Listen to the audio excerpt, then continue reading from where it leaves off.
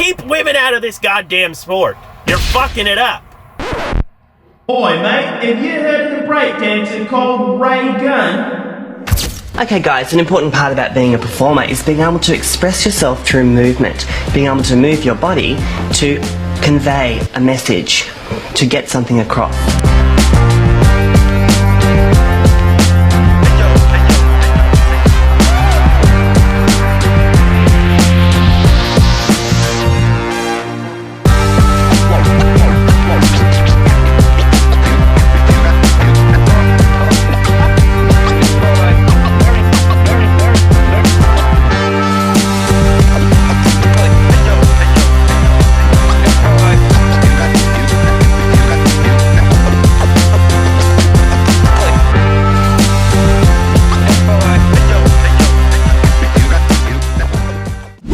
Rachel Gunn is hot right now. Rachel Gunn is on all the Twitter pages, on everything that you can see on Instagram, Facebook, because she is a professional and she's amazing at her job. Actually, she is not only the worst breakdancer at the Olympic Games, but in my personal opinion, she's the worst breakdancer maybe ever.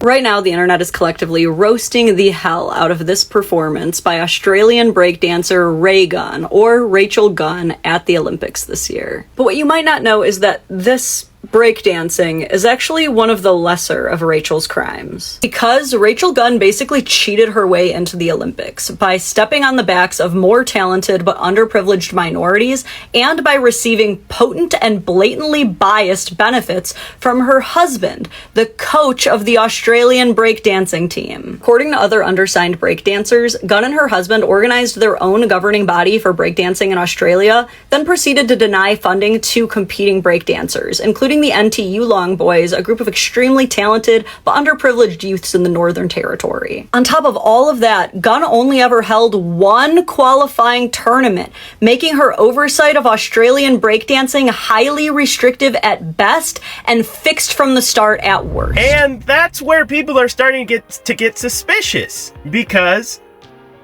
she's the worst thing that probably anyone has ever seen. Listen, I'm going to go on a tangent. I used to go to high school. When I was in high school, we would have, if you got to school early, there were these breakdancing kids, and they would get there. It was a lot of Asian kids, black kids, and they would get there, throw down cardboard, blast some music, and do like some of the most amazing moves I've ever seen. And these were teens. And Rachel couldn't beat a 5-year-old in a breakdancing competition. Straight ahead. You don't want to do that. You want to turn your feet out. I'm going to do this backwards. And that's what makes it look like hip hop. What this is with hip hop is everything's down low. It all is in a plie. I think the first thing that you need to know about hip hop, it's all about your posture. And you know, growing up, my posture was really bad. My mom used to tell me all the time, stand up straight, stand up straight. Well, you know what? I was standing up straight. And hip hop is this. 1, 2, 3, 4, hit, and So one of her coaches, I believe, came to her defense, and this is what she had to say. On social media with trolls and keyboard warriors, and taking those comments and giving them airtime has been really disappointing. If you don't know Rachel's story, in 2008, she was locked in a room crying, being involved in a male-dominated sport as the only woman, and it took great courage for her to continue on and fight for her opportunity to participate in a sport that she loved, and that got her to winning the Olympic qualifying event to be here in Paris. She is the best breakdancer female that we have for Australia. Now, you look at the history of what we have had as women athletes has faced in terms of criticism, belittlement, judgment, criticism. It's hilarious that she talks about Rachel being in a male-dominated sport and how it was so hard for her. but she's literally set back the female breakdancers 100 years, brother. And I'm certain people are saying, not me, but if I was a misogynist, I might say, keep women out of this goddamn sport. You're fucking it up. But that, of course, that's not true. There were other women there, and women are capable of amazing things.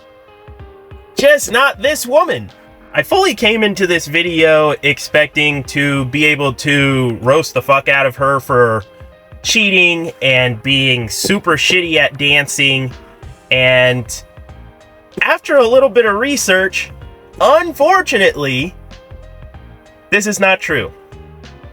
She did not cheat to get into the Olympics. Not on the judges list. Not on the judges list. Although it makes sense. It makes sense that she would cheat to get into the Olympics because the Olympics are the peak. The Olympics are up there. If you're at the Olympics, you're best in the world. You're best in your country. But she's not best within a 10-mile radius of where I am right now in Washington. What up? This song right here for my guys and my women.